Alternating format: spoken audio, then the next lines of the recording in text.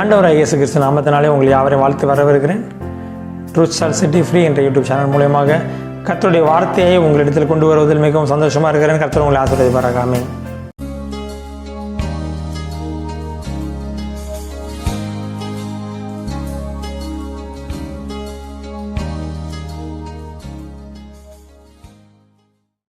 பொதுவாக பாருங்கள், விசுவாசிகள் ஜெபிக்கலாம் என்று உட்காரும் பொழுது, இல்லை வேதத்தை வாசிக்கலாம், ஒரு பாட்டு பாடலான்னு சொல்லி நீங்கள் அமரும் பொழுது, அப்போ தான் என்ன பண்ணும், உங்கள் மொபைல் ஃபோன் வந்து ரிங் ஆகும், இல்லைனா ஒரு வாட்ஸ்அப்பில் ஸ்டேட்டஸ் வரும், இல்லைனா ஃபேஸ்புக்கில் நோட்டிஃபிகேஷன் வரும்.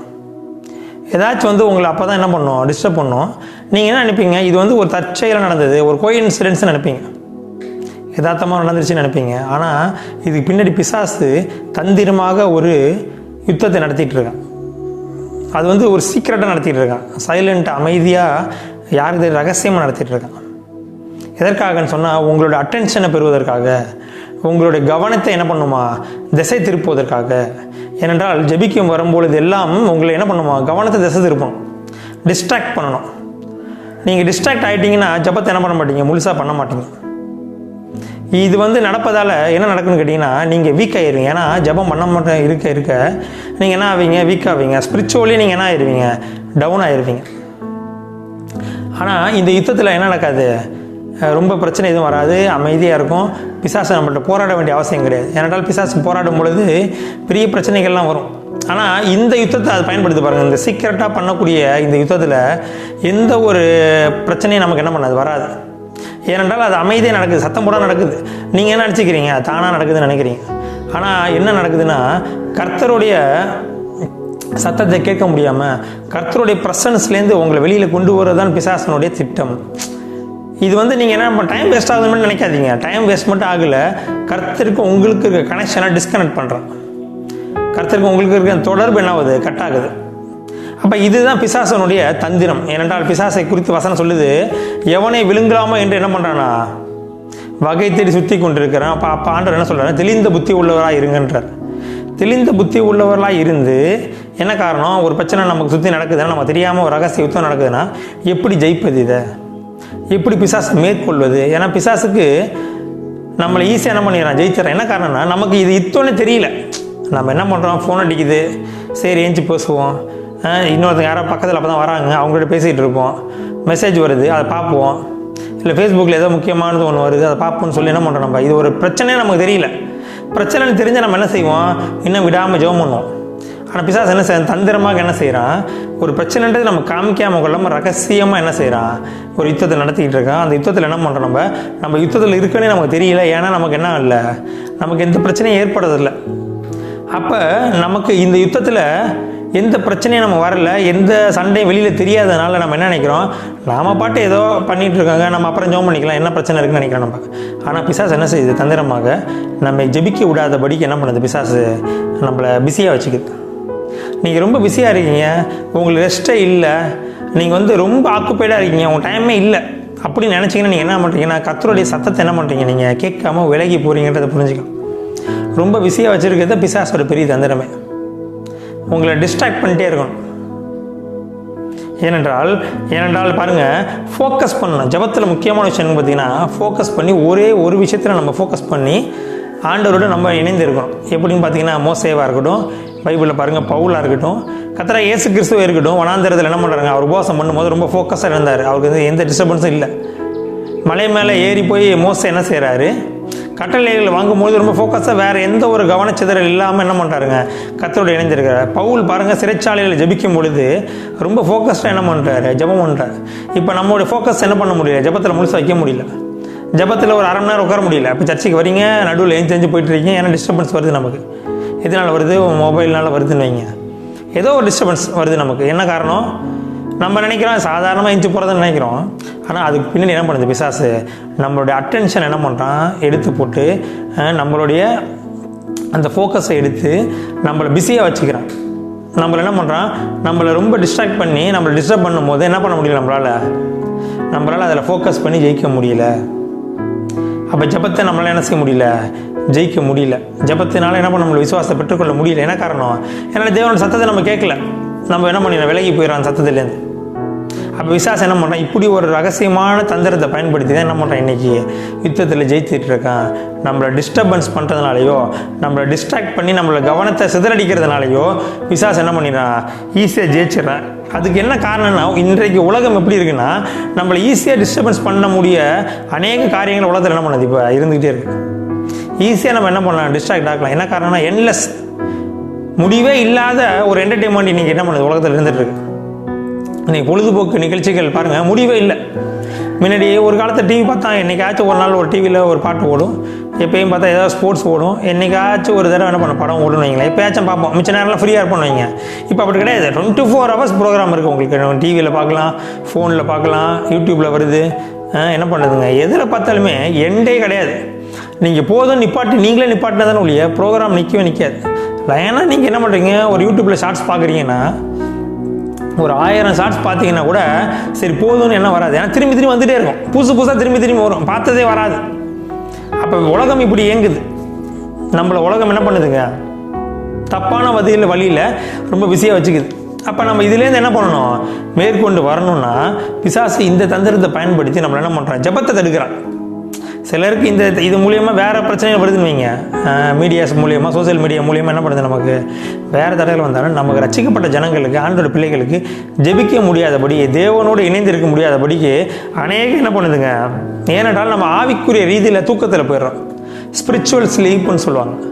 ஆவிக்குரிய தூக்கம் நமக்கு என்ன பண்ணி வந்துடுது. என்ன காரணம், ஆவிக்குரிய வளர்ச்சி நமக்குலாம் இல்லாமல் என்ன பண்ணிடுறோம், நம்மளை பிஸியாக உட்காந்துருக்கோம் நம்மளால். ஏன்னா தொடர்ந்து 2 மணி நேரம் 3 மணி நேரம் ஃபோனில் உட்காந்து என்ன பண்ணுறோம், நம்ம ஷார்ட்ஸ் பார்க்குறோம், தேவையில்லாத விஷயங்களை பார்த்துட்ருக்கோம். அப்போ என்ன ஆகுது, ஜெபம் பண்ண நேரம் கிடைக்க மாட்டேங்குது, ஜெபம் பண்ண போர் அடிச்சு போயிடுது. பிசாசு என்ன பண்ண தந்திரமாக ஜெயிச்சிட்டு இருக்கு. இந்த கடைசி காலத்தில் என்ன பண்ணுது பிசாசு, இப்படி தான் என்ன செய்கிறான், ஈஸியாக ஜெயிக்கிறான். ஏனென்றால் பாருங்கள், அந்த விதையை குறித்து ஓமையை சொல்லும்பொழுது கர்த்தர் இயேசுக்கு சொல்கிறாரு, முள்ளுள்ள இடங்களில் விழுந்த விதை எப்படி இருக்கான், விதை வளருது, செடியாக வளருது, ஆனால் அந்த முள் என்ன பண்ணுதா, நெருக்கிறதுனால அந்த செடியை வளர முடியல. அதுக்கு விளக்கம் கொடுக்கும்போது அவர் என்ன சொல்கிறாரு, முள் என்பது என்னதான், உலகத்தின் ஆசை, உலகத்தின் இச்சை, உலகத்தின் மயக்கம். இப்போ என்ன பண்ணுதா, உங்களுக்கு ரொம்ப மயக்கி என்ன பண்ணுது, அந்த வளர விடாதபடி தடுக்குதான்.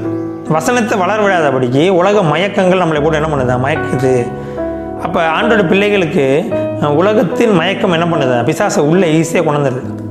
உலகத்தின் கவலைகள், உலகத்தின் மயக்கம், உலகத்தின் ஆசை, இச்சைகள், அநேக என்டர்டெயின்மெண்ட் நம்ம கொடுத்து ஜபத்துக்கு நேரம் கொடுக்காதபடி நம்ம என்ன பண்ணுறோம், வசனத்தை கேட்குறோம், வசனம் உள்ளே போகுது. ஆனாலும் இந்த முள்ளுள்ள இடத்துல விதைக்கப்பட்ட விதையை போல் என்ன பண்ணுது, வளர்ந்து வந்தாலுமே அந்த முள் நெருக்குது.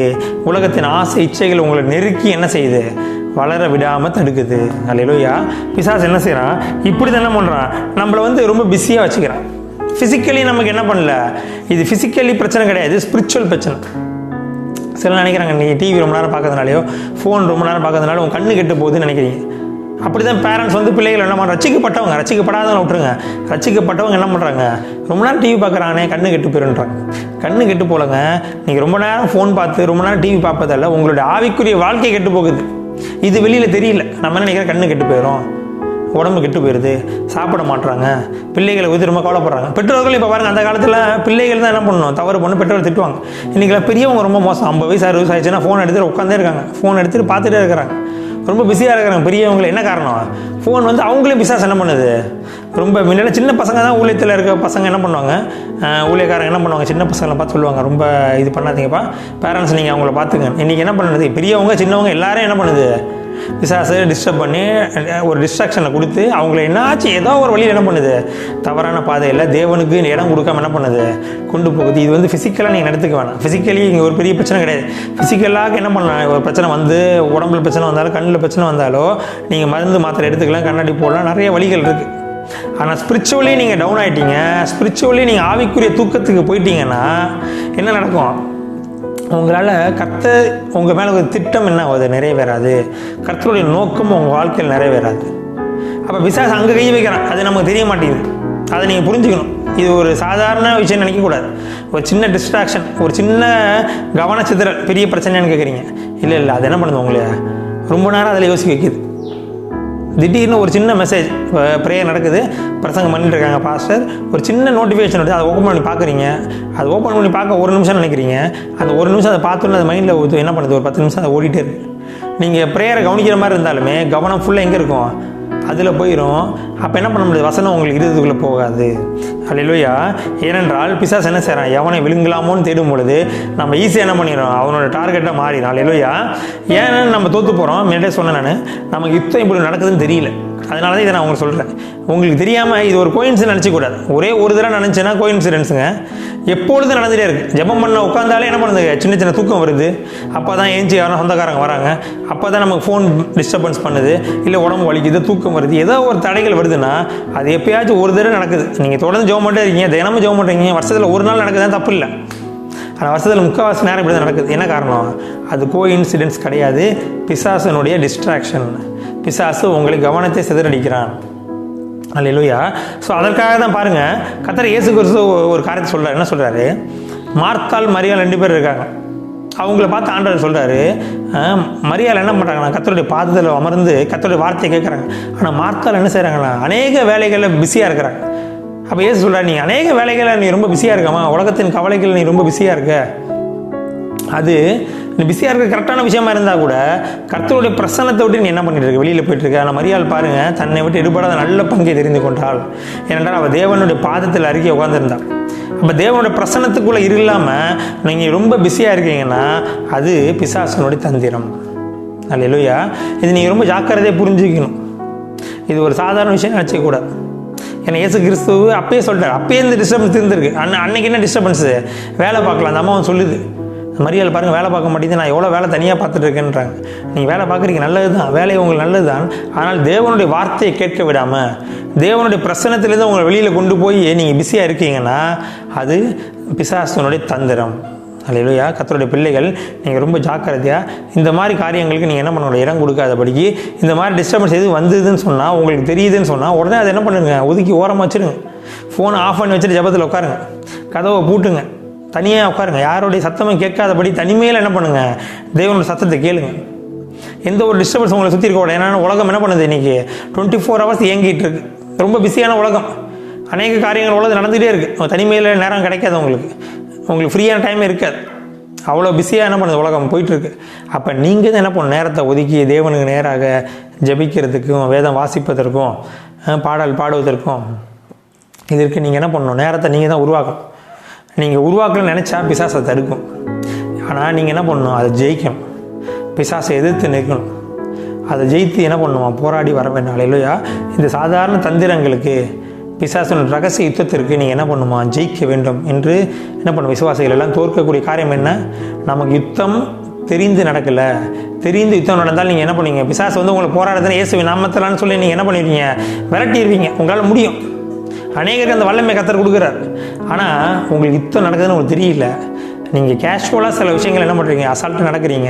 ஆனால் அதுக்கு பின்னாடி பிசாசனுடைய பெரிதான தந்திரம் ஒளிந்திருந்து கர்த்தருக்கு உங்களுக்கு ஒரு கனெக்ஷனை கட் பண்ணி விட்டு ஜெபிக்க விடாதபடி தேவனுடைய பிரசன்னத்தில் உங்கள் வெளியில் கொண்டு போய் உங்களுடைய ஆவியை என்ன பண்ணுதுங்க, அனலாக இருக்க வேண்டிய ஆவியை அது என்ன பண்ணுது, ஒன்றுமே ரொம்ப டவுன் பண்ணிடுது.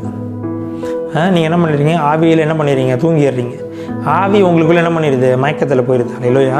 இதற்கு இடம் கொடுக்காதபடி நீங்கள் என்ன பண்ணுங்கள், ஃபோக்கஸ் பண்ணி என்ன பண்ணுங்கள், எப்படி மோசே ஜெயித்தாரோ, எப்படி என்ன பண்ணாங்க பவுல் ஜெயித்தாரோ, எப்படி கர்த்தரை இயேசு கிறிஸ்து ஜெயித்தாரோ, அந்த 100% ஃபோக்கஸ் என்ன பண்ணுங்க, கர்த்தருக்கு நேராக வைங்க.